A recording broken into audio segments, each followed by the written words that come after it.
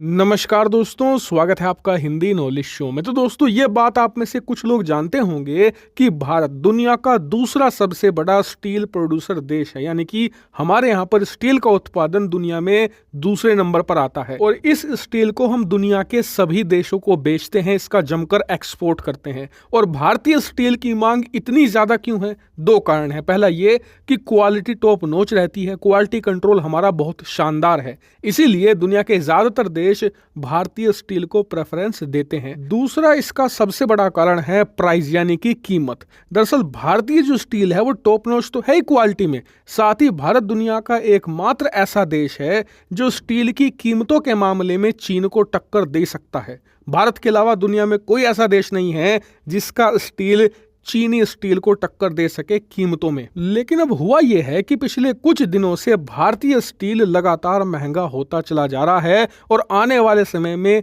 भारतीय स्टील की कीमतें बहुत ज्यादा बढ़ सकती हैं, जिससे कि उसके एक्सपोर्ट में गिरावट आपको देखने को मिलेगी। भारत की कमाई भी घटेगी और साथ ही भारतीय मार्केट में भी स्टील महंगा हो सकता है। अब आप पूछोगे कि इसके पीछे क्या कारण है, तो इसका कारण ये है कि स्टील बनाने का जो ओवरऑल प्रोसेस है वो पिछले कुछ महीनों से लगातार महंगा होता जा रहा है और इसका कारण है कुकिंग कोल। दरअसल ये एक स्पेशल प्रकार का कोयला होता है जिसकी मदद से ही आप हाई क्वालिटी का स्टील बना सकते हैं और यहीं पर सारी दिक्कतें पैदा हो रही हैं। दरअसल भारत अपनी जरूरत का ज्यादातर कुकिंग कोल दुनिया भर के देशों से इंपोर्ट करता है, दुनिया के अलग अलग देशों से खरीदता है और इसमें भी 50% हमारा कोयला आता है ऑस्ट्रेलिया से। और ऑस्ट्रेलिया के कोयले की कीमतें लगातार बढ़ती ही चली जा रही हैं और कहा जा रहा है कि ऑस्ट्रेलिया जानबूझकर अलग अलग बहाने बनाकर इस कोयले की कीमतें बढ़वा रहा है। और इसके पीछे दो कारण हैं। पहला ये कि अपनी कमाई को बनाए रखना और दूसरा जो उनके देश में पर्यावरण कार्यकर्ता हैं वो जो भयंकर दबाव डालते हैं कि और कोयले के खदान मत खोलो, कोयला कम एक्सपोर्ट करो जिससे प्रदूषण कम फैलेगा। और यहीं पर ऑस्ट्रेलिया की सरकार एक तीर से दो निशाने कर रही है। पहला ये कि कोयला कम एक्सपोर्ट कर रही है, लेकिन दूसरी तरफ कम एक्सपोर्ट करके भी ज्यादा कीमतें बढ़ाकर उतना ही मुनाफा कमा रही है जितना पहले। लेकिन इसका खामियाजा कौन भुगत रहा है? भारत जैसे देश जो बड़े कोयले के आयातक हैं, उन्हें महंगा कोयला खरीदना पड़ रहा है।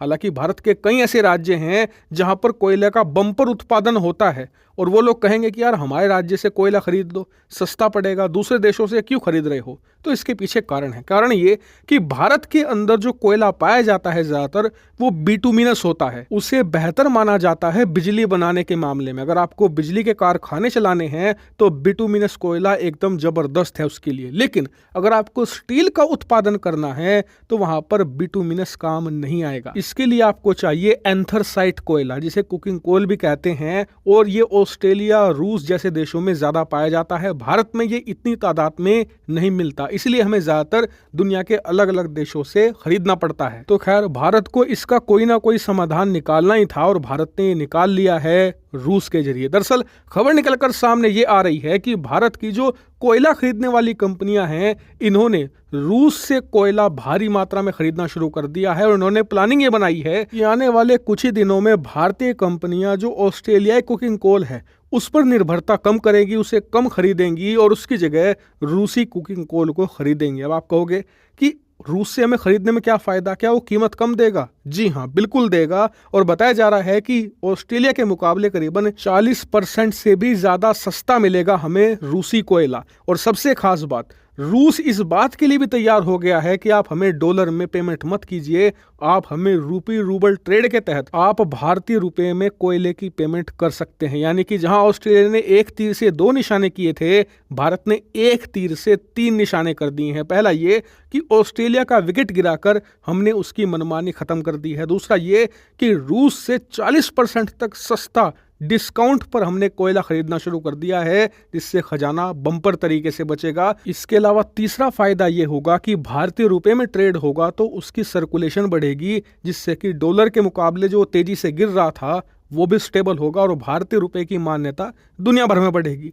इसके अलावा एक इनडायरेक्ट फायदा ये है कि जब सस्ता कोयला आएगा ना, उससे हमारा स्टील प्रोडक्शन सस्ता होगा, यानी कि अंतरराष्ट्रीय मार्केट में जब हम स्टील बेचने जाएंगे तो उसकी मांग बढ़ेगी, क्योंकि वो बाकी देशों के मुकाबले काफी सस्ता होगा, क्वालिटी में बेहतर होगा। यानी कि भारत ने 4 धमाकेदार फायदे उठा लिए हैं रूस पर लगे प्रतिबंधों से।